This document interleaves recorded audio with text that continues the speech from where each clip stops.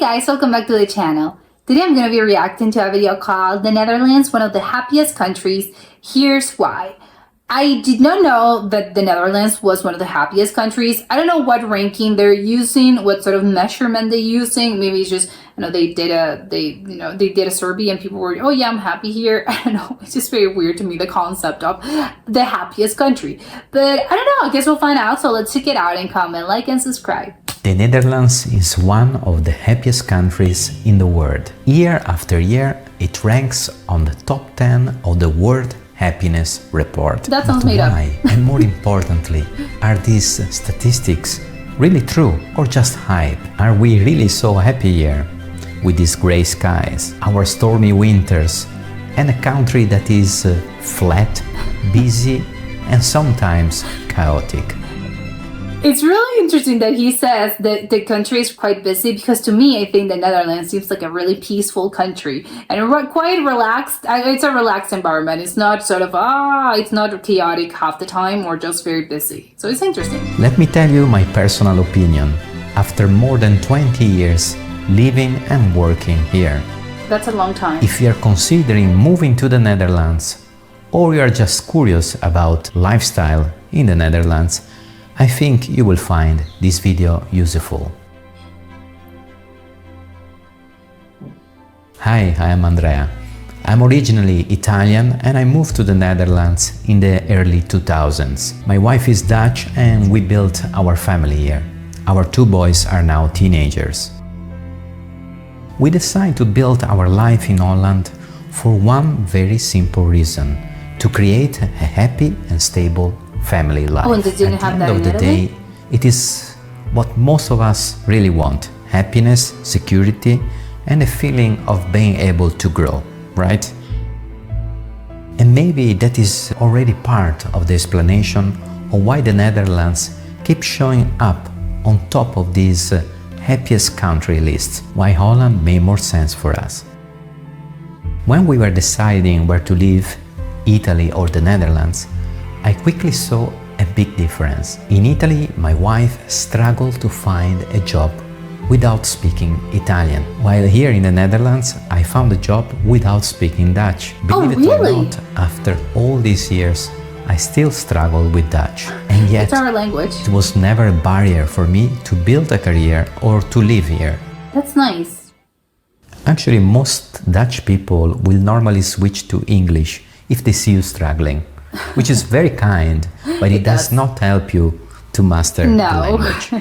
You have to be forced to learn it. So why does Italy, a country that I deeply love, always rank around the 40th position in happiness, while the Netherlands is always around the top 6? What are those times? Let me tell you honestly what I experienced. Starting a life is easier here.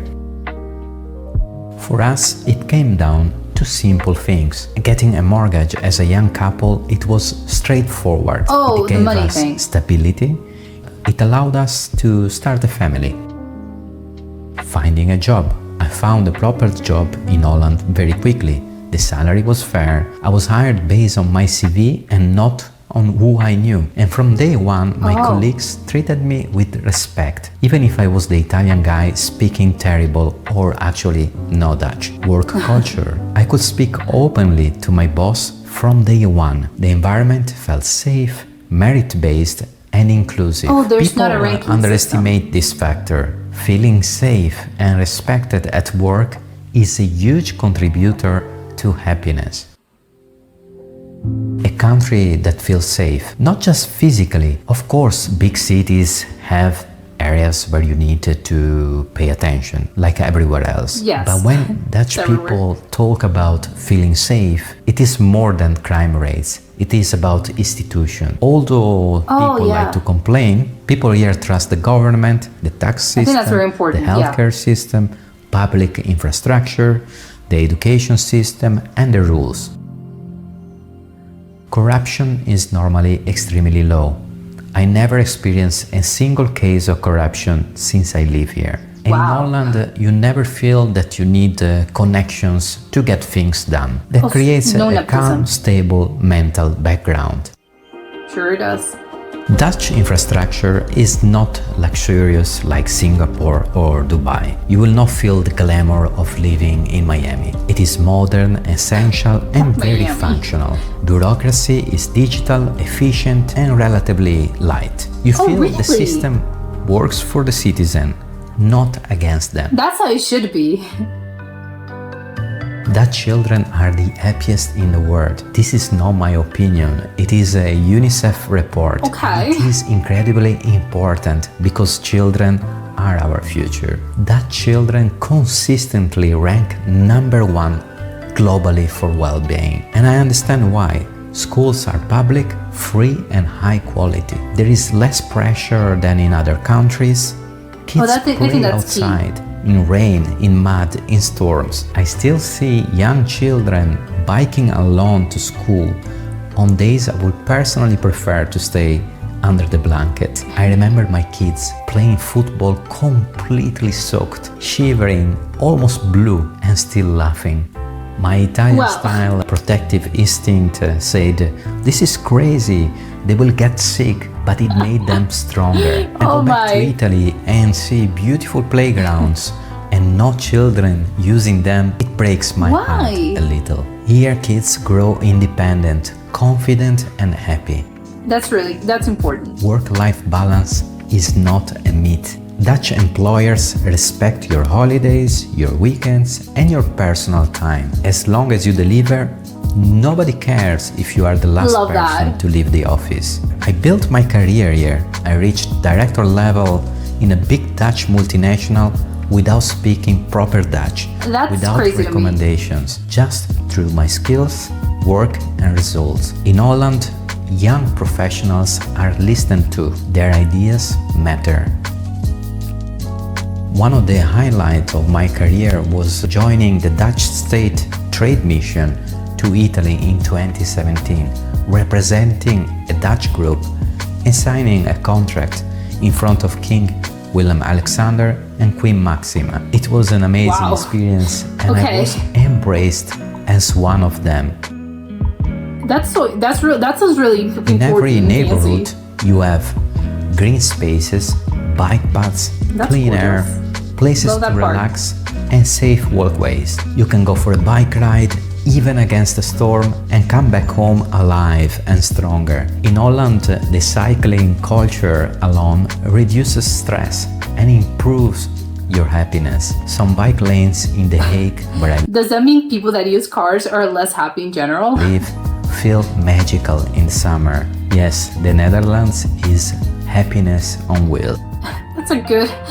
That's actually a good catchline. The Netherlands feels small but globally connected. This comes from their long history of global trade, especially during the time of the VOC, the Dutch East India Company, one of the most influential trading companies in the world history. You see every culture, religion, and lifestyle living next to each other, and it works. Oh, I love that. As an Italian, I never felt judged for being foreign. People enjoy having an Italian around. We joke about pasta, pizza. In many neighborhoods, there are yearly street community parties. Here they say a good neighbor is more valuable than a good friend. The Dutch openness is rare, especially in urban areas.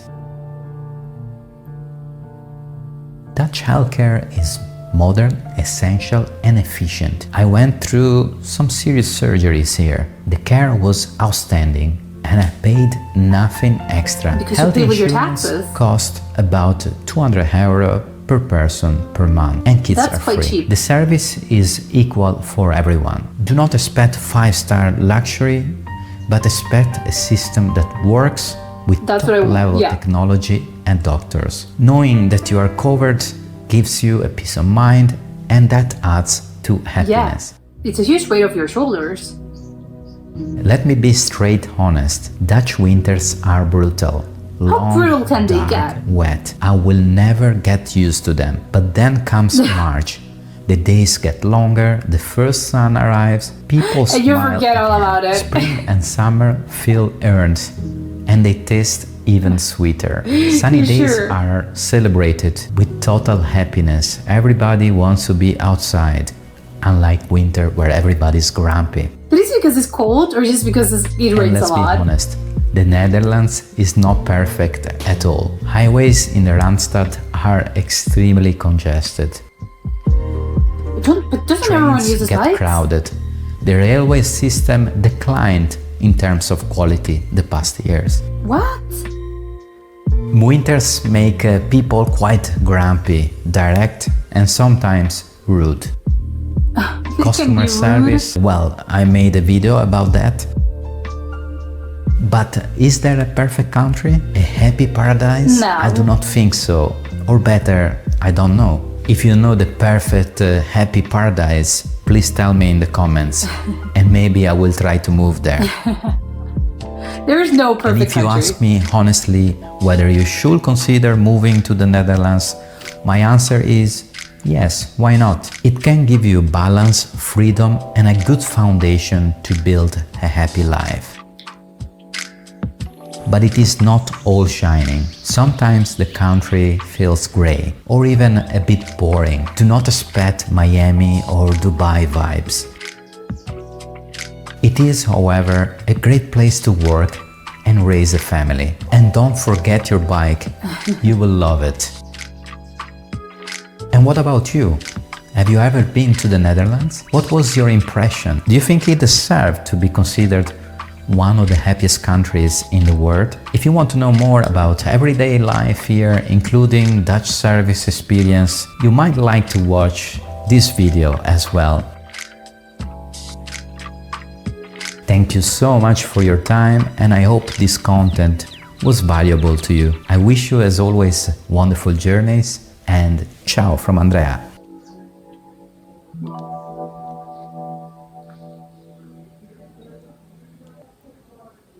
I think this was a very interesting video just because it came from the perspective of another European, which I think, because I think when people talk about the Netherlands, I think they're comparing things specifically to the US, which I think is probably the greatest equalizer is just the US.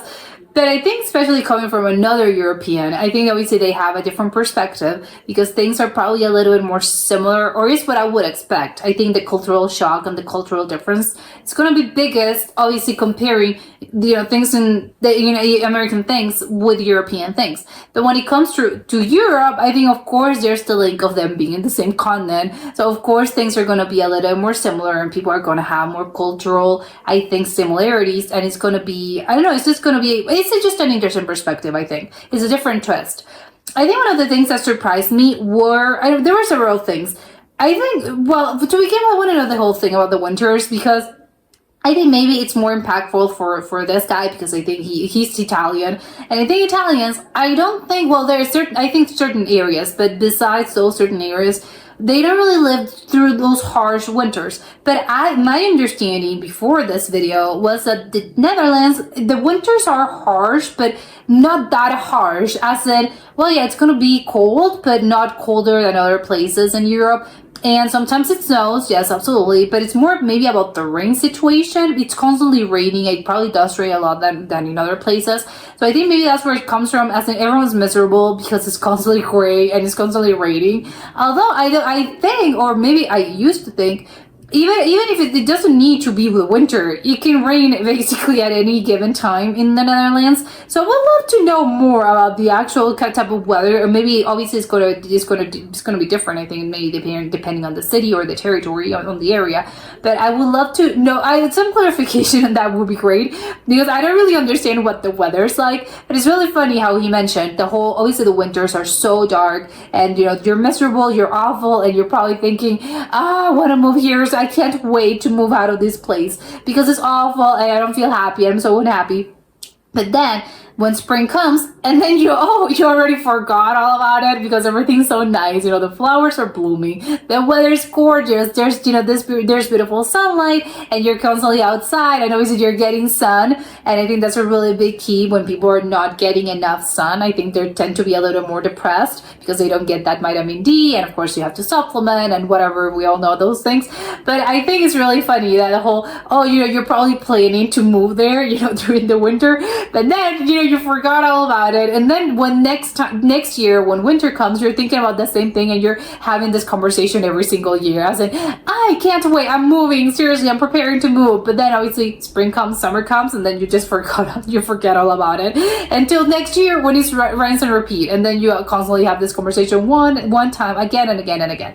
The other thing that was really surprising to me was he's lived there for I think 20 years, and he's Italian. He mentioned obviously he speaks English, he speaks Italian, I don't believe he speaks another language, but he said, I still struggle with Dutch, which I think is really, relatable. I think Dutch it's a hard language.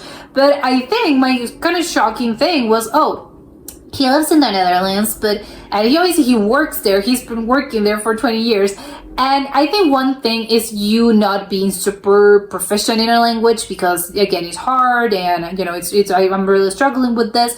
But I think it really does come to a point, and specifically, I think after living 20 years in that place, in which I would assume, but you know Dutch. It's not as in, maybe I don't speak it perfectly. There are maybe some words that I don't really know. But, yeah, of course, that's to be expected. But I think you kind of have to know. Which, again, that's another story. But the whole getting a job thing, and he was able to get a job very easily without even speaking Dutch, I think that's crazy to me. Because maybe, lower entry jobs, I think, well, yeah, sure, they're not going to, it's okay and you can get away with it. But I think maybe when it comes to actually higher paying jobs, or just higher, paying jobs, you're going to need Dutch at some point, or that was my belief, because, and obviously that goes for Dutch in the Netherlands, of course, in German for Germany, and every single country. I think when it comes to a point where the barrier is you have to learn this language because you live here and we're in this place. So I think maybe that's just, and he also mentioned it's really hard as well to learn Dutch, just because a lot of people, everyone speaks English. So of course they're going to see you. If they see you struggling with the whole, whatever, I can't really speak this language that well, people are just going to be, it's obviously nice of them to just, it's okay, let's speak in English. But it's bad, it's good for you, it's going to be more comfortable. But I think it can really lead to a slippery slope, in which you don't really feel the need to learn it because everyone speaks English either way, and they're going to be really nice about it if you try to speak Dutch, and they're going to be, it's fine, let's speak in English. And again, it's, so I don't really feel the need, I'm not struggling, so because I'm not struggling, I don't feel the need to actually apply myself and learn this, because I can get away just fine with it. So of course that's bad if you're planning on learning it. So it's good, again, it's good, but it makes you comfortable, and sometimes being comfortable is not really good. I think sometimes it doesn't really allow for growth. Sometimes you need to be uncomfortable in order to grow, and so many things in life are like that. So I really do believe that, that's obviously really good for Dutch people, but really bad if you want to learn Dutch. I think in other places, specifically in Europe, because if you don't really know the language, people are not going to be that nice, which of course is, it's bad in a personal thing, in a personal sort of connection.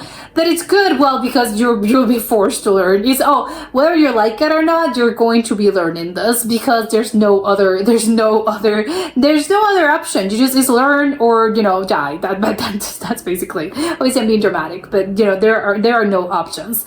I think ultimately though, I think especially the work and life balance, I think that was really interesting coming from a European's perspective, because I think, again, and this is what I mentioned, without the whole being, you compare this to the United States, where I think the work-life balance tends to be, that is not really good, because people are constantly working, people are just constantly grinding, and this, that grinding mindset of I have to be working 24/7 in order to advance.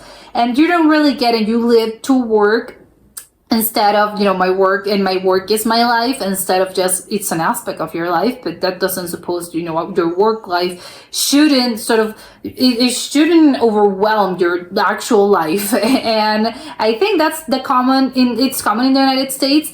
And I thought that in Europe it was very different because I'm constantly hearing about they have such a much better work-life balance. And I just assumed it was all Europe, but no, because again, if he's from Italy and he's saying no, it's a better work-life balance, that tells me that maybe Italians are a little bit of that, grinding mindset of yes, just they have probably a very an American view of just yes, you have to work 24/7 and it's this constant thing. But yeah, ultimately, I do believe, happiness is quite, I think it varies for person to person, it's very subjective. I don't think you can just sort of paint everything and say, oh, these are the happiest people. Because I get it, and it's all ranked, and they probably have a few, and they mention. He obviously mentions that he has, I think it's the UNICEF. I can't remember the actual the organization that actually creates this statistics, and they create the surveys and stuff. And I get there are certain viewpoints, there are certain sort of points that you have to achieve in order to to rank higher or whatever. And I get all of that, but I think ultimately humans are a little more complicated than just it's a number or a statistic. I think there's usually a very human component that I don't know if it's psychological or spiritual or whatever it is, but I think even then, if you see it on paper, it means again, the Netherlands is the happiest country. And yeah, sure, great. The numbers are telling me this, and the statistics and the science is telling me this. But, people can just move to the Netherlands and be unhappy and be, how come I am so unhappy in here if this is, the happiest country on earth? But it's because, again, happiness at the end of the day is subjective. And again, that's what I mean when there's a sort of personal thing that I can't, it's not quantifiable. It's not a thing that you can measure. It's just a thing about being comfortable in the place where you are. So that explains, and of course it's always going to happen, why, you have unhappy people in the Netherlands or people that probably live there and are just, I found myself, no, this isn't the place for me. And that doesn't mean, people that live here are miserable and are lying, or there's something wrong with me. No, of course not. It just means this isn't the place for you. That's just it. Because again, there's just a component that you can't measure. And there's not anything wrong with this. It just means you didn't vibe with the whole vibe with this country. It's fine. The great news is there's a whole world out there with, I don't know how many countries there are, 150, 200 countries in the world in which you can maybe find yourself, and you're going to find your place if you actually, luckily you're going to able to find a place in which you feel happy. But I do believe, again, it's very subjective, and that's what's great. There's a whole world out there you can explore, and you can actually measure and see. If I feel happy here, which I think is more, again, for some people, I think, again, people have a personal view of happiness that can differ from others. And I think sometimes you're looking for some specific things that maybe some other person is not looking for, and vice versa. And that explains how I think so many things of why people are happy in technically unhappy countries, or countries that are maybe not, they don't rank that high. Maybe they have more, they have bad things happen, and it's lower ranked, but maybe, people are very happy there. And again, and vice versa, you can find unhappy people in these places that are supposedly very happy. So at the end of the day, you just kind of have to live and learn. You have to experience it, and then you'll know, what the studies were right, or maybe the studies were wrong. But that's just a very personal thing. But that was it for today, and I'll see you soon. Bye.